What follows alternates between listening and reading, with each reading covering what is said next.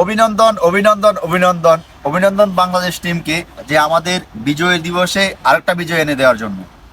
তো কালকে কিন্তু বাংলাদেশের ওয়েস্ট ইন্ডিজের সাথে টি-20 সিরিজের প্রথম ম্যাচ অনুষ্ঠিত হয় রাত 4টা, ভোর 4টাতে অনুষ্ঠিত হয়। তখন আমরা যত যাই বলি আমরা বাঙালি, আমরা বাংলাদেশের খেলা দেখবই।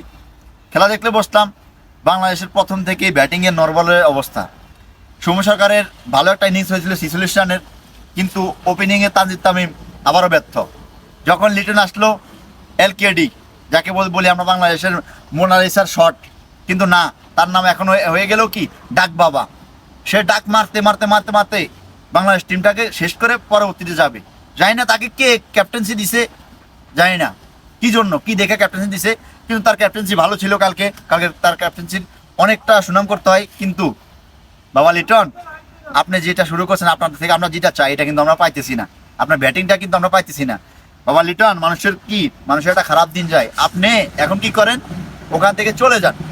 চলে গিয়ে আপনি যদি পারেন আপনার ব্যাটিংটা একটু ভালো করে আসেন, কারণ আমাদের বাংলাদেশ টিমে আপনার ব্যাটিংটা খুবই গুরুত্বপূর্ণ, কারণ আপনি টপ অর্ডারে ব্যাটিং করেন।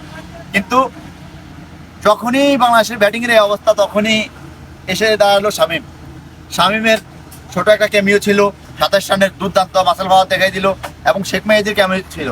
তো বাংলাদেশ সংগ্রহ পায় 146 রানের টি-20-তে, এটা কোনো কিছুই না। এবং যেখানে ওয়েস্ট ইন্ডিজের মতো একটা দল, কিন্তু আমাদের বোলিংয়েরা ভালো করাতে আমরা কিন্তু জয়টা ছিনিয়ে এনেছি। যেখানে শেখ মেহেদী আয়সা প্রথম উইকেটটা নিল, তারপর উইকেটটা নিল তাসকিন কিংকে, তার যে তাসকিন সুইংয়ে কিং কিন্তু বরবাদ হয়ে গেছে। এরপরে আবার শো হইল কি শেখ মেহেদির কাল 4টা উইকেট।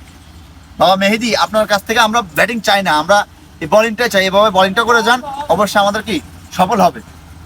এবং লাস্টে হাসান মাহমুদের ওভারটা, যেখানে 10টা রান প্রয়োজন ছিল, 10 রান না দিয়ে 3টা রান দিয়ে রাহমান পাওয়ালেকেও ফিরিয়ে দিল। এবং কি লাস্ট উইকেটটাও কিন্তু হাসান মাহমুদ ছিল, 2টা উইকেট হাসান মাহমুদ নিচ্ছে। ওই 2টাও কিন্তু বাংলাদেশের কি জয়ের নায়কটাই কিন্তু কালকে হাসান মাহমুদ। তো আমরা চাই বাংলাদেশ ভালো একটা পজিশনে যাক। বাংলাদেশ কিন্তু এখনো 2টা ম্যাচ আছে, 2টা ম্যাচই দিত। তো আবার আপনাদেরকে অভিনন্দন অভিনন্দন অভিনন্দন।